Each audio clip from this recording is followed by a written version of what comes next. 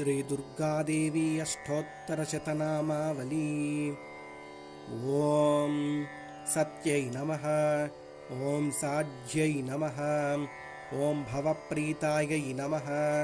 ॐ भवान्यै नमः। ॐ भवमोचन्यै नमः। ॐ आर्यायै नमः। ॐ दुर्गायै नमः। ॐ जयायै नमः।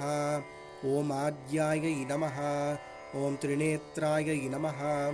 ॐ शूलधारिण्यै नमः। ॐ पिनाकधारिण्यै नमः। ॐ चित्रायै नमः। ॐ चन्द्रकण्ठायै नमः। ॐ महातपायै नमः। ॐ मनसे नमः। ॐ बुद्ध्यै नमः। ॐ अहङ्कारायै नमः। ॐ चित्तरूपायै नमः। ॐ चितायै नमः। ॐ चित्यै नमः। ॐ सर्वमन्त्रमयै नमः। ॐ सत्यायै नमः। ॐ सत्यानन्दस्वरूपिण्यै नमः। ॐ अनन्तायै नमः। ॐ भाविन्यै नमः। ॐ भाव्यायै नमः। ॐ भवायै नमः। ॐ भव्यायै नमः। ॐ सदागत्यै नमः। ॐ शम्भुपत्न्यै नमः। ॐ देवमात्रे नमः। ॐ चिन्तायै नमः। ॐ सदारत्नप्रियायै नमः। ॐ सर्वविद्यायै नमः। ॐ दक्षकन्यायै नमः।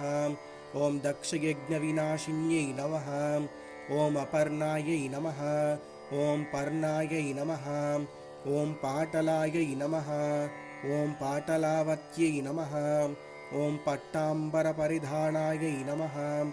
ॐ कलामञ्जीररञ्जिन्यै नमः। ॐ अमेयायै नमः।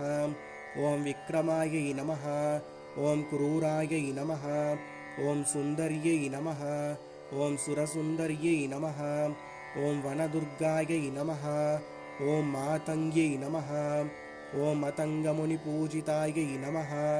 ॐ ब्राह्म्यै नमः। ॐ माहेश्वर्यै नमः। ॐ ऐन्द्र्यै नमः। ॐ कौमार्यै नमः। ॐ वैष्णव्यै नमः। ॐ चामुण्डायै नमः। ॐ वराह्यै नमः। ॐ लक्ष्म्यै नमः। ॐ पुरुषाकृत्यै नमः। ॐ विमलायै नमः। ॐ उत्कर्षिण्यै नमः। ॐ ज्ञानक्रियायै नमः। ॐ सत्यायै नमः। ॐ वाक्प्रदायै नमः।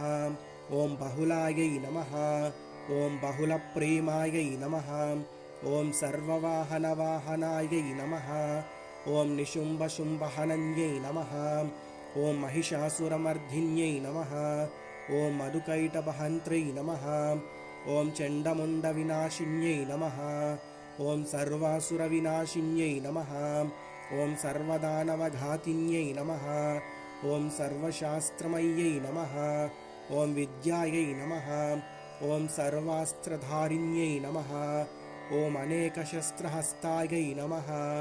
ॐ अनेकास्त्रविधारिण्यै नमः। ॐ कुमार्यै नमः। ॐ कन्यायै नमः। ॐ कौमार्यै नमः। ॐ युवत्यै नमः। ॐ यत्यै नमः। ॐ अप्रौढायै नमः। ॐ प्रौढायै नमः। ॐ वृद्धमात्रे नमः। ॐ बलप्रदायै नमः। ॐ श्रद्धायै नमः।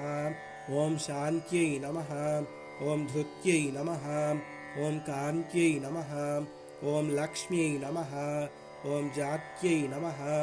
ॐ स्मृत्यै नमः। ॐ दयायै नमः। ॐ तुष्ट्यै नमः। ॐ पुष्ट्यै नमः। ॐ चित्यै नमः। ॐ भ्रान्त्यै नमः। ॐ मात्रे नमः। ॐ क्षुधे नमः। ॐ चेतनायै नमः। ॐ मत्यै नमः। ॐ विष्णुमायायै नमः। ॐ निद्रायै नमः। ॐ छायायै नमः। ॐ कामप्रपूरण्यै नमः। इति श्रीदुर्गाष्टोत्तरशतनामावली सम्पूर्णम्।